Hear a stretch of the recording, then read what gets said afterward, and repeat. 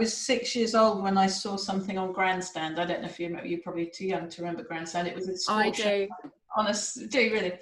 I think it was on a Saturday or a Sunday, I can't remember. And I saw some cars, which probably was the RAC rally, on Grandstand. And I remember thinking, that's pretty cool. I want to do that. And of course, never thought about it again.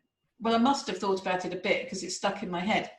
And nothing happened for many, many, many years, until I just decided that this had been on my mind for too long and I needed to do something about it. So I booked a day at a rally school, and I hadn't had any motorsport experience whatsoever until my first day at rally school, and that was it. I was completely obsessed. Wow. And 12 years later, I did what I did. So, and so, yeah. So obviously your interest got peaked at 6 years old, and then so from there until you stepping into doing rally car driving and booking that first day, how long was that time period, and were you following motorsport during that time? No. And do you know, I don't particularly follow motorsport. I didn't, even when I was driving, I wasn't really interested in motorsport. I was interested in me driving cars. Okay. So a bit weird, because you're meant to be kind of really into the whole sport thing, but I was just really into me competing. I just thought the driving bit was the best. I wasn't that interested in anyone else. It sounds awful, but I liked watching the best in the world. Mm-hmm. But I wasn't going to trudge off to the forests on a rainy Sunday and watch amateurs flying around. It just wasn't interesting to me.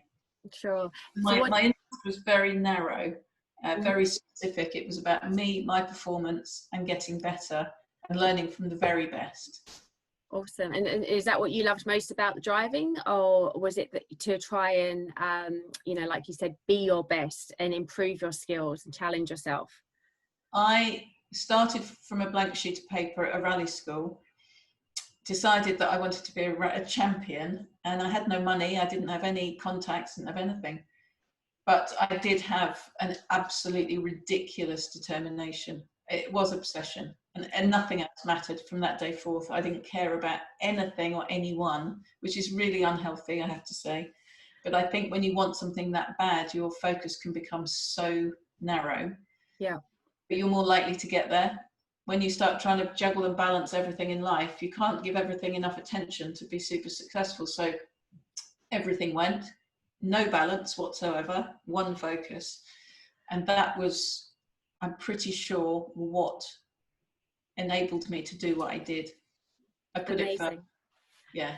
So tell me a little bit more about your journey from that first day doing your rally car day, and then, you know, progressing to competing in the World Rally Championships.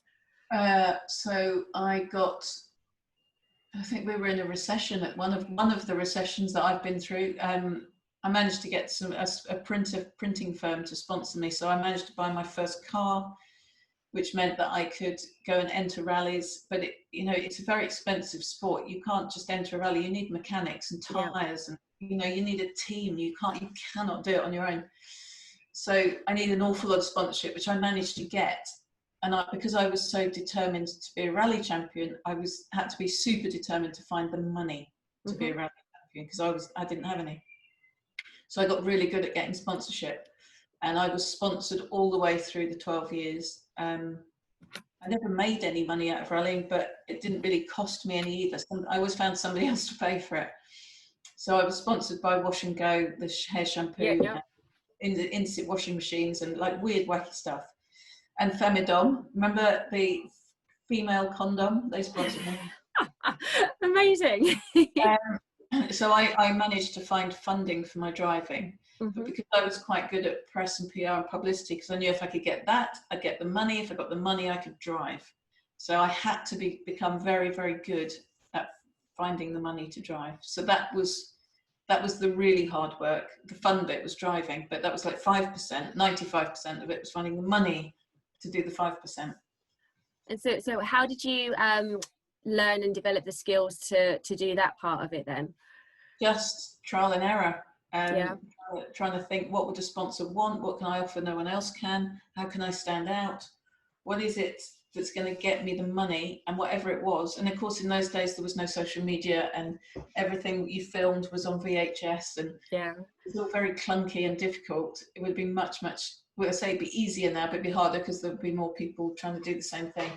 But I did a lot of video stuff which no one else was doing. So I would send videos to clients, to sponsors.